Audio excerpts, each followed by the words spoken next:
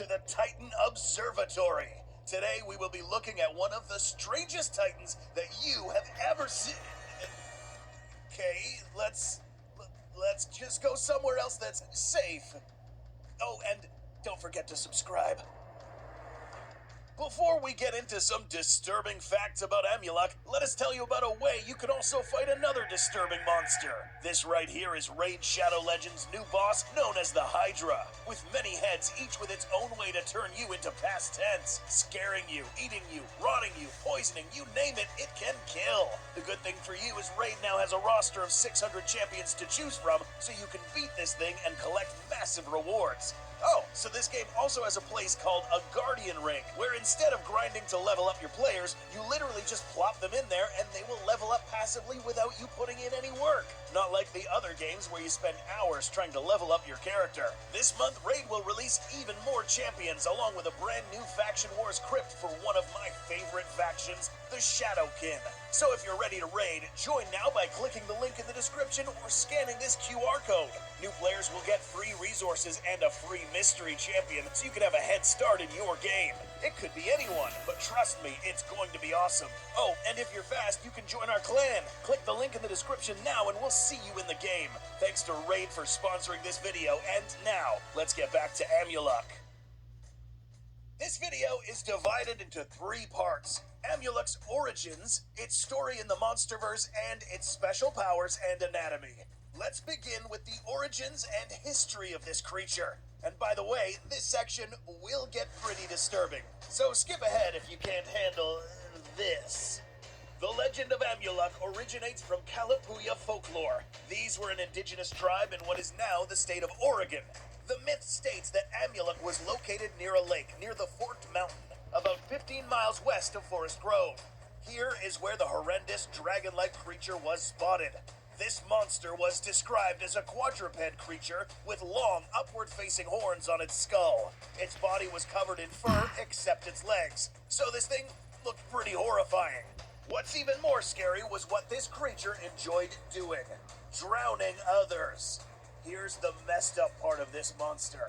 An old Kalapuya tale states that 3 kids were wandering near the lake where this furry dragon lived. Once spotting its beautiful horns, these kids decided to jump on this dragon, take its horns away, and use it for tools. Obviously, this turned out to be a very bad idea, resulting in 2 of these kids getting impaled by the horns and staying there. The oldest surviving child later went to tell his dad, who later came over, only to witness the impaled children say, "We have changed bodies," before finally being drowned by Amulek. Yeah, see, I told you that you should have skipped ahead. So, now that we know the disturbing origins of this mythological creature, let's now talk about the Monsterverse Amulek. This Titan was first introduced in the film Godzilla King of the Monsters when it was awakened by Ghidorah with orders to wreak havoc in populated areas. But where? We just discussed that this cryptid Amulek lived in a random lake in Oregon, but not this Amulek. This Titan lived in Russia. More specifically near the Manpupunner rock formations, which so happen to be surrounded by dense forests. This is also important. Stay tuned to see why later. When the dinner rush hits, I need a clear mind. Gillette sprays have all-day odor protection that goes on clear. This is also important. Stay tuned to see why later. Before Ghidorah's call to arms, Monarch had already set up camp in this area, building a research and containment facility for Titanus Amulek. But as most of us already know, this guy broke free from the enclosure and most likely headed towards the tourist center nearby, destroying buildings, roads, and ultimately killing off anyone who got in the way. This area of the map is sparsely populated. The next most inhabited city is 100 miles away, so we can guess that Amulek could have headed west to extend its path of destruction. The idea was for all the Titans to converge in Boston and finish off Godzilla. But only 5 Titans decided to show up. Fast forward a few months and the Titans begin stirring up trouble again, including Amulek. This time he's attacking one of the more benevolent Titans, Titanus Behemoth, a more or less peaceful but powerful Titan, known for its massive tusks attached to its skull. But not even these could protect it from this freak of nature. In the graphic novel Godzilla Dominion, Amulek travels down all the way to Rio de Janeiro, Brazil, another densely wooded area and more populated. Here, Amulek decides to pick a fight with Titanus Behemoth and proceeds to land the first blow by knocking off one of Behemoth's tusks. This Titan apparently has some sort of elasticity property in its limbs, allowing it to reach far and deal tremendous damage. This is looking good for Amulek, but then they got company. Important thing to note here, the graphic novel proceeds to mention that both of these Titans are fighting for one thing: resources. So this is about to get ugly. Behemoth spits back with a hard blow with its remaining tusk, an impact that manages to knock the teeth out of Amulek. But remember, Titanus Amulek has better range, and throws a punch so powerful that it knocks Behemoth flat on his ass. Godzilla arrived just on time to witness this. It was his prerogative as the Alpha to decide who keeps this particular territory. Godzilla's role in this planet is to establish order and supervise the restoration of nature. So that said, the better candidate to keep this jungle was Behemoth. If you didn't know, this guy's colossal feces act as a hyper-fertilizer, allowing plants to grow back at alarming rates, thus helping restore fair oxygen levels for the whole planet. Amulek's win in this battle would undo all of that. As Amulek drags Behemoth to drown him in deeper water, Godzilla intervenes by tossing him to the nearby rocky formation.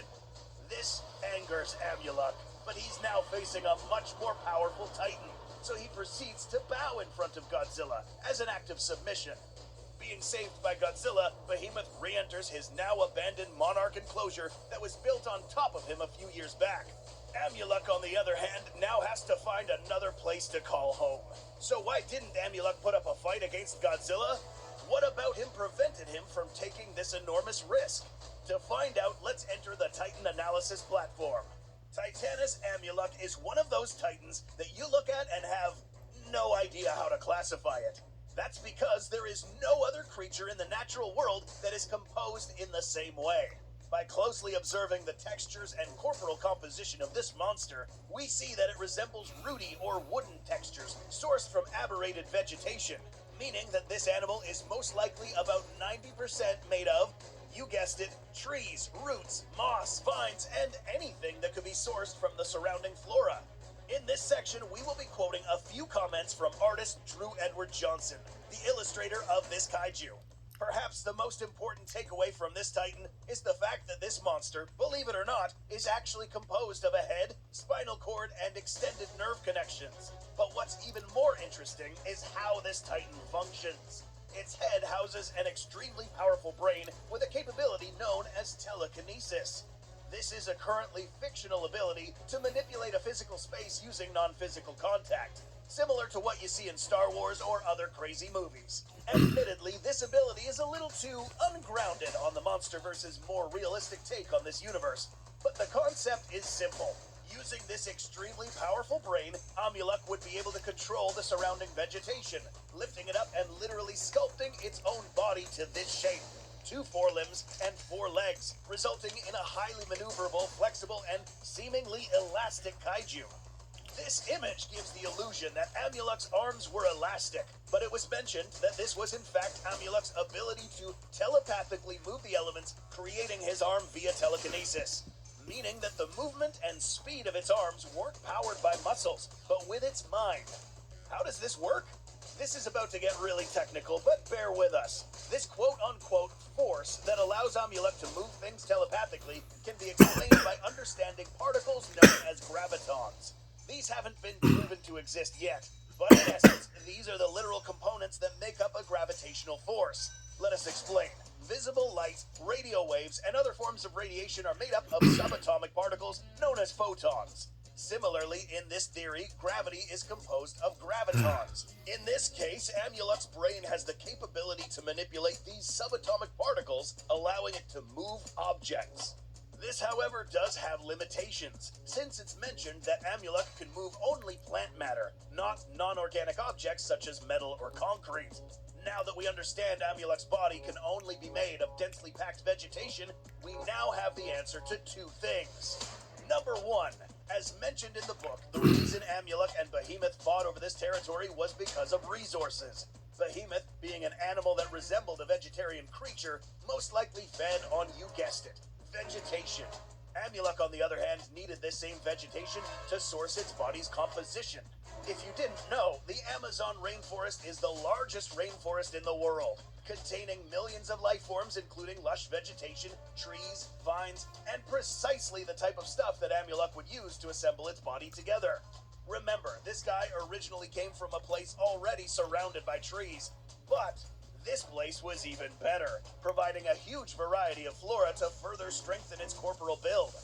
But being made out of vegetation can have its weaknesses. Number 2. Earlier in this video, we mentioned that Amulek did not even bother to put up a fight against Godzilla. This guy wasn't stupid either. Picking a fight with another Titan with incendiary capabilities would easily send a walking plant to the end credits. Not to mention that a bunch of vines and trunks jumbled up together would be relatively simple to blast through, meaning that Amulek wouldn't really ever pick fights with the likes of Ghidorah, Mechagodzilla, and obviously the G-Man himself. Back to this creature's head. Since this is the only true part of its real body, this would technically mean that the only way to really kill off this creature is to destroy its head. Any injuries to its artificial body wouldn't really be detrimental to this Titan's well-being, as it would easily just replace the lost body parts with more surrounding vegetation. That said, it has been theorized by creators of this Titan that this process of regenerating or recuperating body parts can be a lengthy process. This includes locating suitable material to create the new limbs and intertwining its nerve endings to the vegetation itself. It is also theorized that this animal leaves behind a trail of toxic discharge to the surrounding areas. If true, this would be yet another reason why Godzilla decided to have Behemoth live here, instead of having this toxic fella jeopardize the world's oxygen supply. Today we learned that this animal is the strangest the Monsterverse has in its array of Titans. But are there weirder things out there? Check out these videos and see if you can find a stranger kaiju